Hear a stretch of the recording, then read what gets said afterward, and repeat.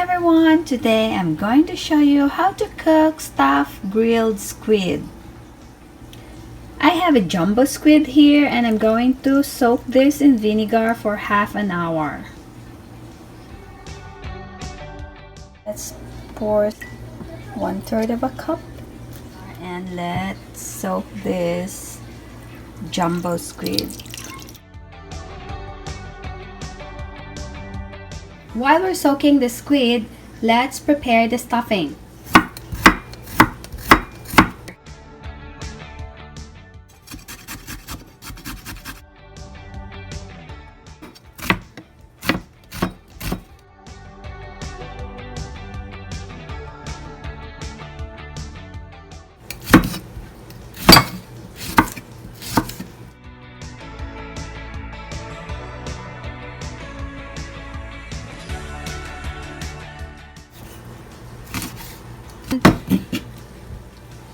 I'm done cutting the ingredients.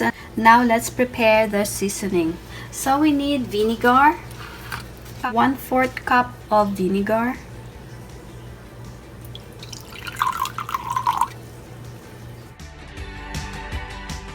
one-fourth cup honey. Oh, excuse me, that's the honey. 2 tablespoons of sugar. 1, 2, half teaspoon of salt,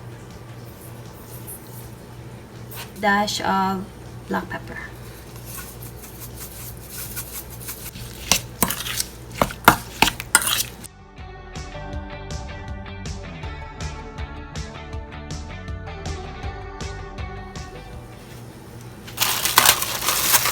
Let's drain and pat dry the squid.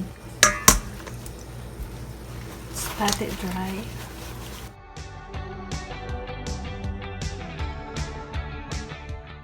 Let's stuff this.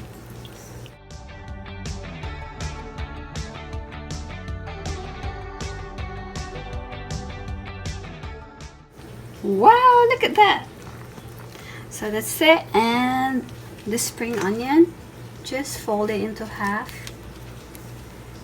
and just stuff it inside. So after you stuff the squid, rub this with some salt,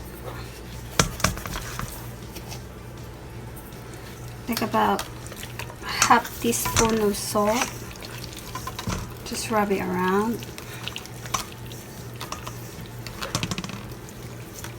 And then let's close the opening using the toothpick.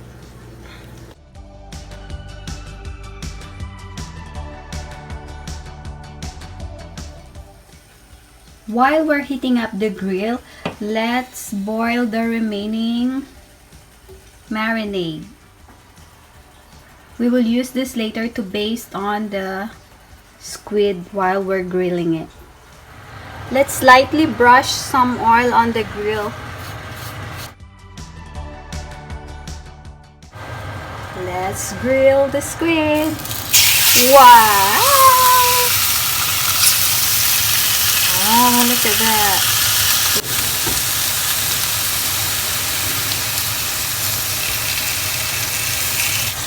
Let's baste that.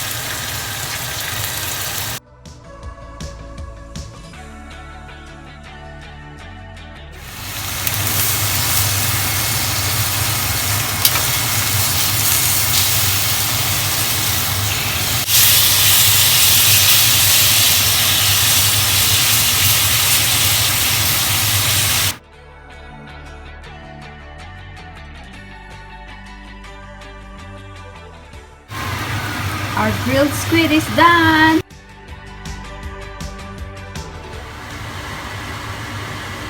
Let's cut our squid. See?